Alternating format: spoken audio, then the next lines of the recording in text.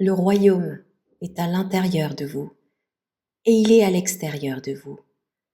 Quand vous vous connaîtrez, alors vous serez connus et vous saurez que vous êtes le Fils du vivant. Ceci est un extrait de l'Évangile selon Thomas. Ces paroles sont attribuées à Yeshua, ou Jésus si vous préférez.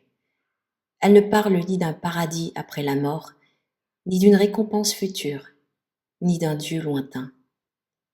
Elles parlent d'un état d'être, d'un royaume qui ne s'atteint pas, mais qui se révèle. Aujourd'hui, je propose de revenir au sens originel de ce message, un message intérieur, libéré des dogmes, libéré de la peur, et libéré de toute idée de séparation entre toi et la source. Pendant des siècles, le royaume des cieux a été présenté comme un lieu céleste, un paradis futur, ou encore une destination après la mort. Mais si l'on fait vraiment attention aux paroles de Yeshua, il ne décrit jamais un endroit. Il parle d'une réalité intérieure, d'un changement de regard, d'un basculement de la conscience.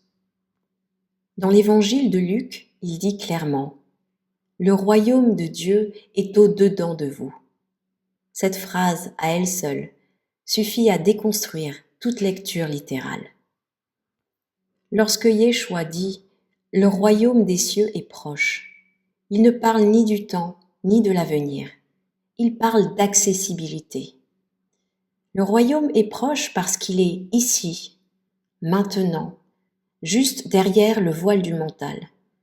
Ce qui nous en sépare, ce n'est pas le péché, mais l'identification à l'ego, aux pensées, à la peur, à l'idée d'être un être séparé. Son message central est radical. Moi et le Père, nous sommes un. Mais cette unité n'est pas exclusive, elle est inclusive. Yeshua ne dit pas « je suis Dieu et vous ne l'êtes pas ». Il montre un état de conscience accessible à tous. La séparation entre l'humain et le divin n'est pas réelle, elle est mentale. Et si le royaume est intérieur, alors une évidence s'impose. Personne ne peut t'y conduire à ta place, ni une église, ni un prêtre, ni une autorité religieuse, ni un dogme. Yeshua ne fonde pas de religion, il ne crée pas de structure, il ne désigne aucun représentant officiel. Son message est direct et vivant. Toute institution qui prétend être indispensable entre toi et la source, ou ton créateur si tu préfères, crée une dépendance et donc une séparation artificielle. Heureux les pauvres en esprit. Cette phrase a souvent été déformée. Heureux les pauvres en esprit, car le royaume des cieux est à eux. Attention à l'interprétation des termes pauvre en esprit. Ici, ça signifie vide de soi. Pauvre en esprit veut dire sans certitude, sans identité figée, sans ego. C'est un esprit ouvert, silencieux et disponible. Et j'aimerais faire un parallèle ici avec le concept de nirvana dans le bouddhisme.